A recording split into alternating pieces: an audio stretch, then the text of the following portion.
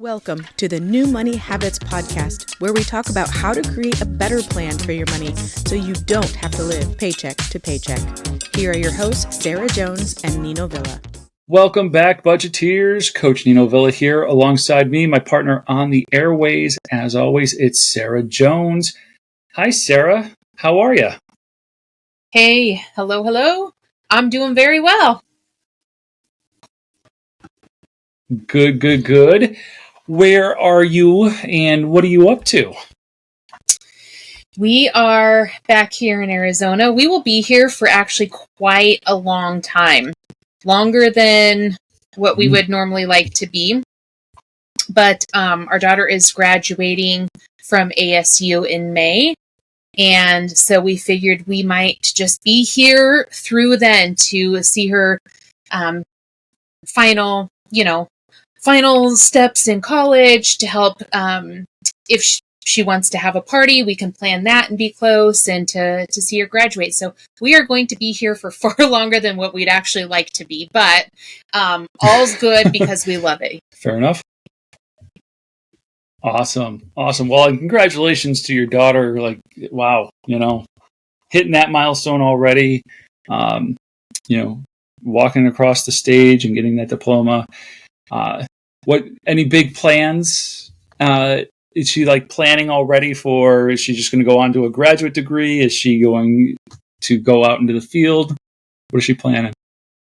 So she's going to go for her master's and then her doctorate. She wants to be a neurologist. She does not have to get her master's before she does her doctorate, but she feels like that will help her be a little bit more competitive to get her into medical school. And so she's going to go for her master's first. She doesn't know exactly where that's going to happen or what, she's going to stay here or she's going to go to a different state, go back to Colorado. She's not sure yet, but on to the master's. Wow. Incredible. You got to be a proud mama.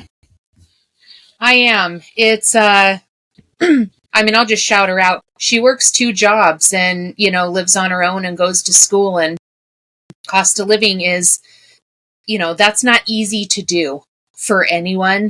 And she is just making it happen. And I'm just proud of her drive. Whether she went to college or not, or graduating or not, is not necessarily why I'm proud of her, but I'm really proud of her for her drive and for her, her commitment to doing what she says she wants to do, and really wants to make a difference in the medical field. And for that's why I'm proud of her. Very cool. Well, switching gears a little bit. Today is one of those I don't know what's going to happen kind of days. Sarah's got a little topic of discussion for us to unfold, but I'm not privy to what that is, and we will jump into that in just a moment. But before we do, don't miss out on the valuable financial insights we share. Subscribe to the New Money Habits podcast today and unlock a wealth of knowledge to empower your financial journey. Stay up to date with the latest episodes as Sarah and I discuss practical tips, host expert guests, and have thought-provoking discussions on all things money related. Hit that subscribe button now and join our community of savvy listeners.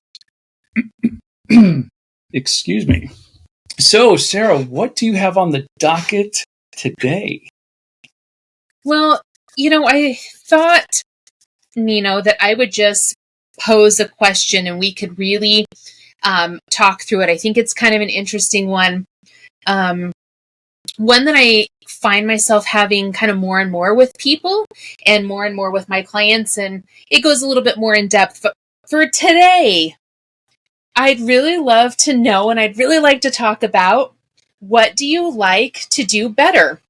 Spend money or create/earn money? Ooh. Spend or earn? That's got to be, for me, I think it's relatively easy. Earning money is just something that I don't know if that's the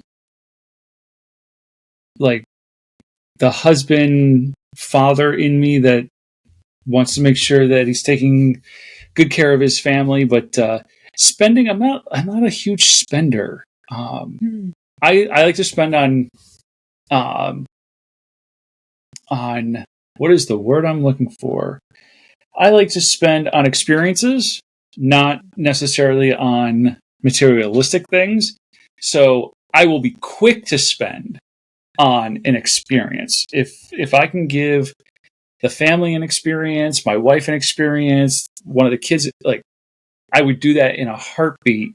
But I think, I don't know. I guess if we categorized it, I like to spend in that category more than I like earning money. Outside of that, earning money is a little bit, I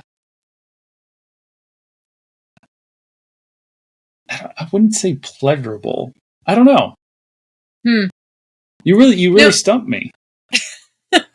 I think I stump a lot of people when I ask this question. This question really came about, I don't know, maybe a year ago. I took a program, and there were several other pieces to it. But one thing that we talked about in this program is kind of on a scale of 1 to 10. How do you feel you are like a master? You enjoy it. You're really good at it. 1 is like non-existent. 10 is like, yeah, I'm a master. I could teach other people. I feel really good about it. I like doing it, all the things. And it really kind of got me thinking, do I like spending money? Do I like earning money?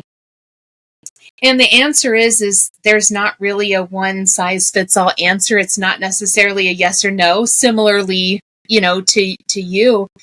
Because I think it depends on what season of life we're in and what we're doing. I've had jobs where I earned money and I was very grateful and very thankful for that money, but I definitely did not like it. It wasn't an enjoyable part of my life. And at the same time, I've spent money that didn't feel good, that I didn't like it, that, coming from scarcity mindset, I was terrified to spend money, right? But now I'd say I like both of them probably equally. I love to create money. I like to challenge myself on how I can, earn more money, how I can create more money. And I don't mean like, we're not talking about, printing bills in the camper here, folks. We're talking about, just earning. I want to be real. New business. No, I'm just kidding. Just kidding. But like, it can be fun.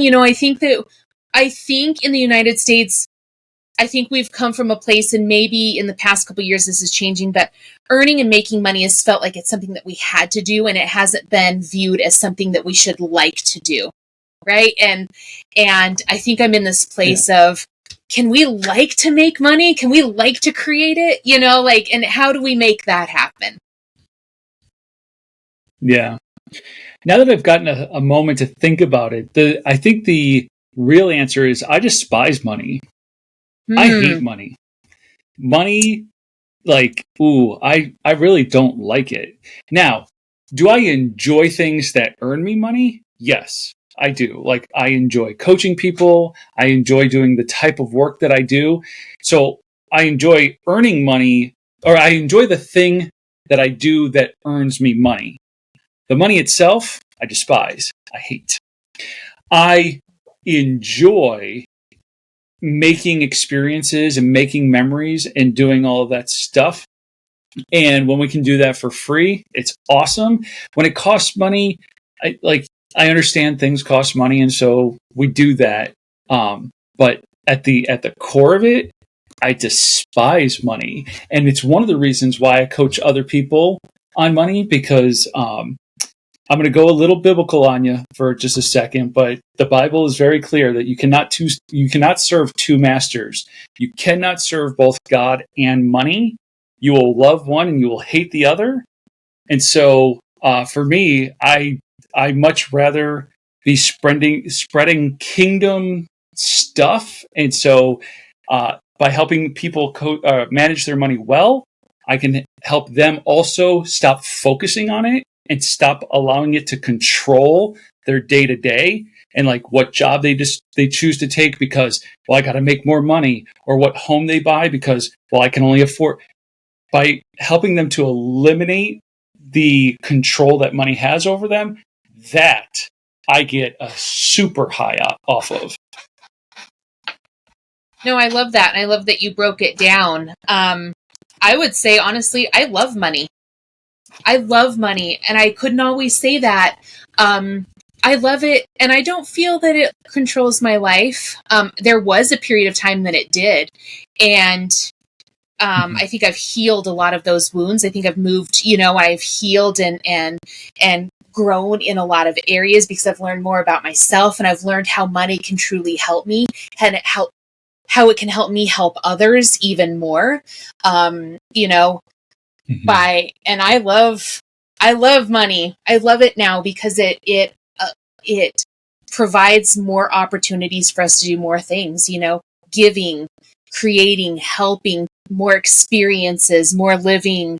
And that's why when I say spending, I like spending it too, because I believe that what I spend now, it comes back to me. Right. And so, I just think it's such an awesome conversation to have with people. Right. And to really start digging down into, and I love that you went deep there for everybody, for me, for our listeners, because I think ultimately that's what we want people to do, right? We want them to dig deep. We want them to see where these beliefs come from, and none are right or wrong, right? It's how we use them to the benefit of our life, and what we, what's been holding us back versus what can propel us forward. And so there's no right or wrong answer, which is equally as amazing. Right. I will add, so at the end of the day, money is just a tool, right? Like money is, the term would be amoral, right? Just like a brick is amoral. So you can take a brick and you can build somebody a house, and that's a really good use of that brick. And you can take that brick and you could smash somebody's car window and steal from them, and that was a really bad use of that brick. Right. And so money is the same way. It's just a tool. It's amoral. So maybe I was a little overstated in like that I hate money, but I think I hate what money represents, which is like things only have value when we assign them value, right? Like gold only has value because we have decided that that metal has value. And that's just one example. I mean, you could apply it to anything. And so the idea that, that we have built an economy, especially here in the United States, where we've built this economy on like, well, I say that this phone is worth $1,500. And I got enough people to agree with me, so apparently the phone is worth $1,500. No, it's not. There's not a phone on this planet that actually should cost you $1,500, but we've all agreed that we'll pay it, or not all of us, by the way, but the ones of us who disagreed to pay for, like we feel the effects of everybody else who has agreed to pay that price. So yeah, money just drives me nuts. It really does. If you can't tell in the way that I'm responding to this, like, oh, see, this is what makes great conversation though, because we do have emotion when it comes to money, right? In so many different ways. And, again, none of it's right or wrong. It's how we feel. And I think I definitely agree. Money is a tool. And to feel good about using it, I think we need to learn how to use it in ways that that align with what we value in life. That's what I talk about, here all the time, is what brings value to your life, and how can you then use money to enhance that, right? It doesn't make it, but it can definitely enhance it. And I mean, we could go, in probably a million different directions with this too, but I think it's just, I want people to be thinking about, like, do do I like spending money? You know, why or why not? Do I like making money? Why or why not? Because I think if you don't, like if you truly don't, then there's an opportunity for some change. There's an opportunity to use or view money in a different way that can enhance your life, right? And I don't think that it needs to be, what I don't want is for people to be in this job for years and years just because they're there because of the money, air quotes, right? That there is more to life than that, right? And so you can enjoy creating it and not have to feel like you're, you know, at a job that you hate, right? You can enjoy, there are opportunities to enjoy creating money. There are opportunities for spending money that you like and that you really enjoy. And it doesn't have to feel so cumbersome all the time. It doesn't have to feel so full of fear, you know, which is, I lived in fear of spending money for many years. Feels very freeing now. Does that mean that I like going to the gas pump and paying the prices of diesel that are currently here in Arizona? Absolutely not. Absolutely not. But I do enjoy spending it because I know that by spending it, it allows me more experiences. It allows me to move, right? It allows us to go from point A to point B. But I think it's just good conversation for people to think about. Why do you like spending money? Do you like spending money? Do you like creating it? Why or why not? Yeah. As you were sharing those stories, I was thinking about a dear friend of mine who feels trapped at a job right now because, and I go back to, part of it's cultural, right? So in the culture of the United States, we've gotten to a point where a 2-income household is almost required. It's not, you can find situations where people are making it happen without it, but in so many pockets of the United States now, especially with the housing market the way it is, it's almost, there's a demand for a 2-income household. And so I have this friend who feels trapped, like unable to break free from the job because of the contribution to the household, right? Like their contribution to the household is important. And it just leaves very little in the way of choices, right? And so I could go back to some biblical references about bondage and how, like, we've all heard the old adage that the borrower is slave to the lender, right? So when we get ourselves into debt, that we've balled and chained ourselves, right? And so now we're dragging this ball with us. And so there are different financial situations that cause us to be trapped, to be enslaved. And I like freedom. I like being free. I like to see other people free to choose what they want, when they want, so that they're in a job that they love, even if they're earning, whether they're earning really, really well or just enough to get by. If you love what you do, then it doesn't feel work. We've heard that old adage as well. So I look at how in our culture we have kind of entrapped ourselves in certain ways. And I just like to help clients and friends like find ways to break free from all of that crap and do things a little bit more simplistically. I agree. And I think that, I don't know if you hear this a lot, but I feel like I hear it from people, and now for a couple of years, friends, family, even just social media, you know, just kind of out and about. But I think people feel like things are too complicated now, right? And people really want to create a more of a simplistic life. And, you know, as you just mentioned, and minimalistic, you know, and being a minimalist, you know, those are really coming into, I think, more of our vocabulary nowadays. I feel like people are talking about it a lot more. I think that that's why a lot of people are traveling full-time RVing more now because it is much more of a minimalistic lifestyle in general, not always, but generally speaking. And I think you really kind of hit it on the head that I think people are looking for something that's a little bit more simple, right? And it doesn't feel so complicated. And within that then feels like there comes this freedom, this place to rest and breathe and just be, where we don't have that in.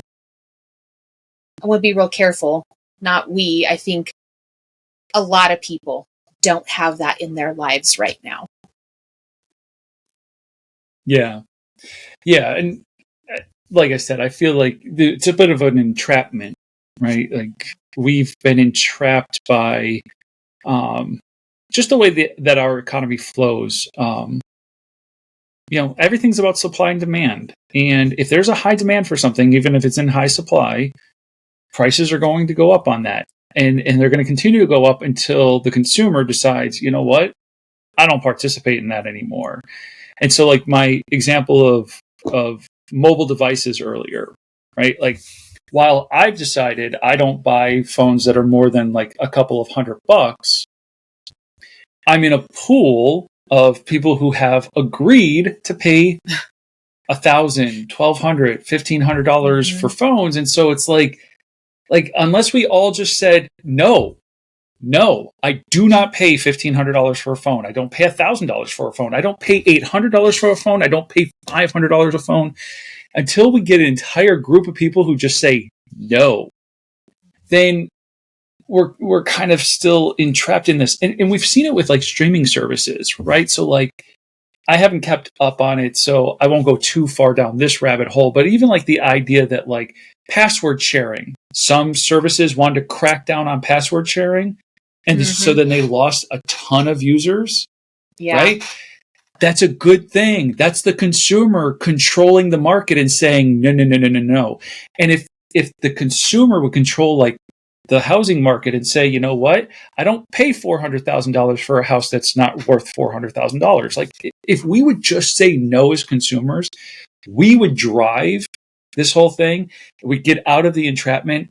I count my blessings. I'm very, very fortunate, and I'm very, very grateful that from a very early stage in mine and my wife's courtship, and then in our marriage, we decided that we were going to buy a home that we could afford on one income that allowed her to stay home and raise the children. And if I were to ever lose a job and we both needed to go back to work, that like part-time work, both of us could easily pay the mortgage. And so we don't have all this additional stress about our housing situation, because so grateful and thankful that early on even though we didn't know what we were doing, we happened to come into a really good situation. And I just wish more people could have that experience. But unfortunately, like even in my neck of the woods, the example I use all the time is I live right across the street from a Walmart distribution center that has hiring signs out that says they pay $17.50 an hour. Well, what's $17.50 an hour at 40 hours a week, 52 weeks a year? It's about $37,000 a year. You take a couple, let's say they both work there, and together they're making $72,000 a year. Well, at $72,000 a year, you really can only afford, and you shouldn't even do 3 times your annual income, but you can afford maybe 3 times your annual income for a house. Well, that's $210,000. But the average entry-level home in this area is well into the 300s. So people who work in this neighborhood cannot afford to live in this neighborhood. And it's because of this. So I've gone off on a way big tangent, but now I think there's more context for why I feel the way I feel about money, because it just frustrates me. Yeah. I think by being on the move the past couple years, my views have changed dramatically from what they used to. And I I agree with so much of what you said. And there are some points that I don't necessarily agree with, which is fine. We don't always have to agree or disagree, but I think that part of it is relative too. Where I won't spend $1,500 on a phone, it's not necessarily because of the price of it. It's because that I don't value that. I don't care that I have the latest technology, because that's not of interest to me. Where I will spend more money is on fuel, right? I will spend more money on fuel because it literally gets us from point A to point B. I will spend a little bit more money on food, right? And high quality food, because that's an area that directly impacts my life. And that's where I value, right? And so I think that part of it is, I agree, where if we could get more people to feel comfortable with saying no, that's really where it's at. In any areas, feel comfortable with saying no, that's not what I value. No, I'm not going to do that because I don't value spending my dollars there. I think we can have such great power. There's such great power there. And I don't think that we're there yet in so many areas. But I think it's really about people identifying, because it really, it truthfully, for me, it has nothing to do with the phone. Look, I dropped it. I've got a crack. I broke the first time, and I don't know, I've ever owned a phone. I broke it. And so, little side note, my first thought was, dang, I'm going to have to buy a new phone, and I really don't want to. I'm like, Sarah, they do replace the screens.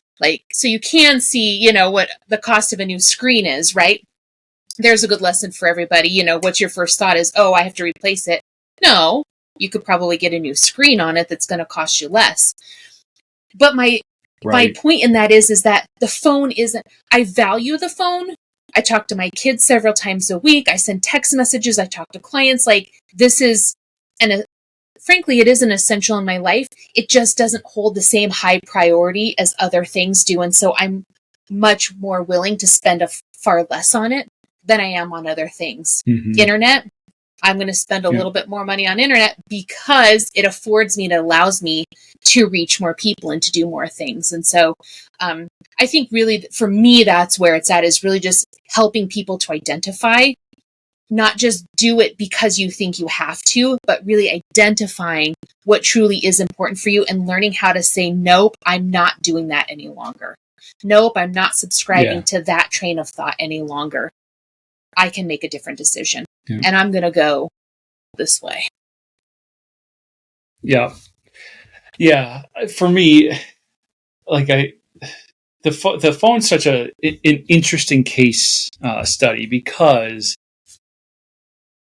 you take specifically the iPhone for an example. When it first came out on the market, it was $300. Now they sell,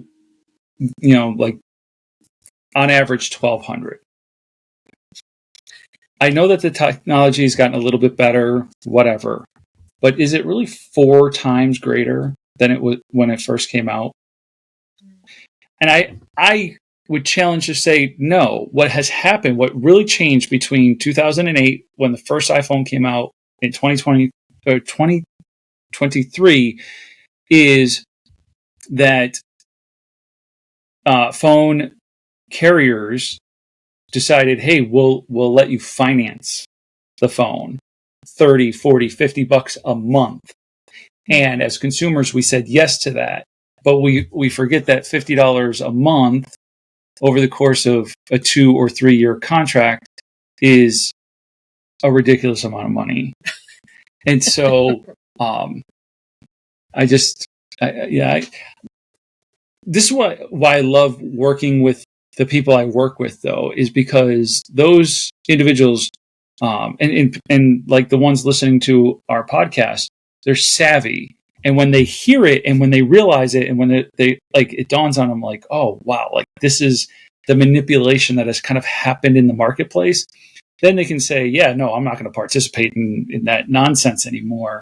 I just wish more people would be like, that's nonsense. Let's not participate in that. Right. No, I agree. I agree to that. And I think that, we could go on and on about so many different areas that I don't know actually would even be beneficial. But I want to hit home that point that, as you said, just learning to be savvy, right? Learning new information, saying, oh, that's why. Okay, now I can make a different decision. Like, just because you've done it in the past doesn't mean you have to continue. You can change your mind. You can unsubscribe to that current current thought process, subscribe to something new, right? And saying, listen, I don't have to do that anymore. I can do something different that means more to me. It allows my dollar to go further in the areas that I really want it to. And it really is it's really about creating a movement. I believe once you get around people that are saying no to those types of things, to anything really that doesn't serve them anymore, it starts to breed, right? And it really starts to overflow into other areas and with other people. And by each of us making those new decisions, we get to then positively impact somebody else. And I think that that's one of the greatest gifts. That's what I love about coaching so much, is creating that positive impact and giving people the language to use to start making new decisions, right? And new choices. And then their children get to learn that, and their friends, right? And it's this overflow of change. Yeah. I think I want to end on a really high note, a really positive note, and kind of piggyback off of something you just said. And that is, at the end of the day, it's about our clients, our listeners. I love to help people become more financially literate and more financially savvy, and help them to really understand, what are my options? What's really going on here behind the scenes? And I'll end it with this story. So I had a friend reach out to me the other day who has adult children, and one of the adult children is considering marketplace healthcare. And so just asking questions about what coverage are you looking for? Why are you looking for that coverage? What do you need? And so you peel back the onion and find out that there's a couple of mild procedures this person's interested in. But then being able to educate them that what you're talking about is truly mild. Maybe it'll cost you a couple of $100, but in the grand scheme of healthcare, a couple $100 is not a lot of money. I said, so you could go get marketplace healthcare, pay the monthly premium, have a ridiculous $2,500, $5,000, $10,000 deductible, be on the hook for that $200 anyway. So you'd have been paying $180 for the market healthcare. You'd pay the $200 for the procedure anyway. Why not just go get the procedure done? And that's not really the moral of the story. The moral of the story is a young adult who doesn't know how it all works, when given the information and their literacy increases and their savvy increases, now can make an informed decision about what is going to be best for them. And if at the end of the day, what would have been best was to get the market healthcare, then great. But in this particular case, that wasn't. Now this person knows why and knows what their dollars would be doing and would not be doing. So. And isn't that what we do with all of our clients, Nino, really, is just helping them to look at their money differently and to see it differently and to become more savvy consumers, to be more financially educated consumers, and so they can learn to use their dollars that's going to work better for them in the long run. And what greater gift, I think. Exactly.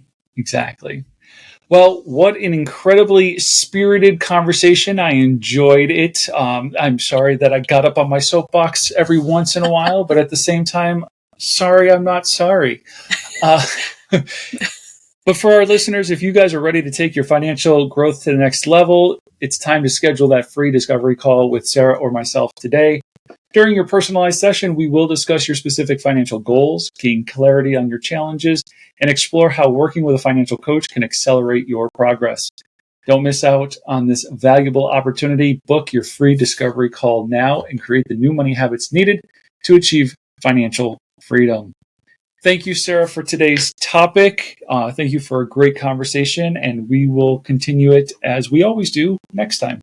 Thank you for listening to the New Money Habits podcast, brought to you by New Money Habits and Keeping Up with the Joneses Financial Coaching. Submit your questions to our host by emailing podcast@newmoneyhabits.com. Be sure to subscribe to be notified of future episodes. Join our growing group of like-minded people on Facebook and follow us on your favorite platform. Music provided by Summer School.